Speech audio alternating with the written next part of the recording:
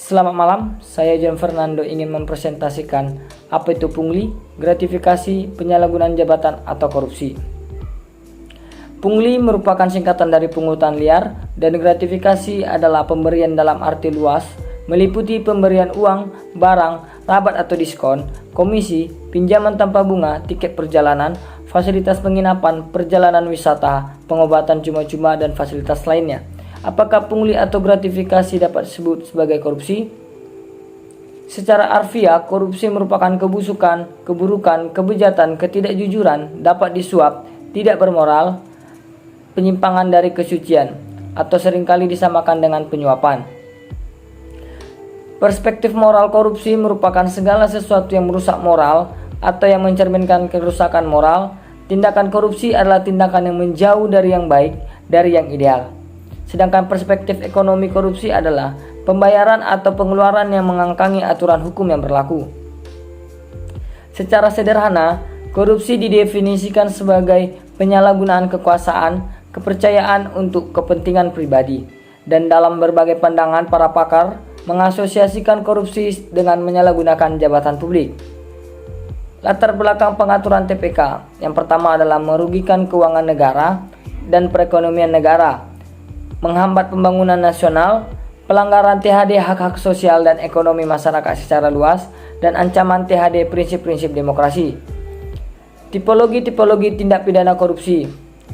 Tindak pidana korupsi murni, tindak pidana penyuapan, tindak pidana penggelapan, tindak pidana pemerasan dalam jabatan, tindak pidana gratifikasi, tindak pidana berkaitan dengan pemborongan, leveransir dan rekanan, percobaan pembantuan dan permufakatan jahat. Kriminalisasi korupsi terdapat pada pasal 2, secara melawan hukum melakukan perbuatan memperkaya diri sendiri atau orang lain atau suatu korporasi yang dapat merugikan keuangan negara atau perekonomian negara. Pidana penjara seumur hidup minimal 4 tahun, maksimal 20 tahun dan denda 200 juta dan maksimal 1 miliar. Pidana mati, TPK dilakukan dalam keadaan tertentu. Pada pasal 3, yang pertama, dengan tujuan menguntungkan diri sendiri atau orang lain atau suatu korporasi menyalahgunakan kewenangan, kesempatan atau sarana yang ada padanya karena jabatan atau kedudukan yang dapat merugikan keuangan negara atau perekonomian negara. Pidana penjara seumur hidup atau minimal 1 tahun, maksimal 20 tahun dan denda minimal 50 juta, maksimal 1 miliar. Pasal 4, pengembalian kerugian keuangan negara atau perekonomian negara tidak menghapuskan dipidananya pelaku tidak pidana. PN atau penyelenggara negara yang pada waktu menjalankan tugasnya meminta atau menerima pekerjaan atau penyerahan barang seolah-olah merupakan utang kepada dirinya padahal diketahui bahwa hal tersebut bukan merupakan utang.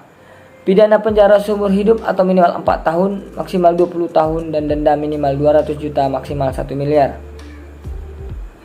Pasal yang ke-13, memberi hadiah atau janji kepada PN dengan mengikat kekuasaan wewenang yang melekat pada jabatan atau kedudukannya atau dia nggak melekat pada jabatan atau kedudukan tersebut. Pidana penjara maksimal 3 tahun dan atau denda maksimal 150 juta. Pidana tambahan. Yang pertama adalah perampasan barang bergerak yang berwujud atau tidak berwujud yang digunakan untuk atau diperoleh dari TPK.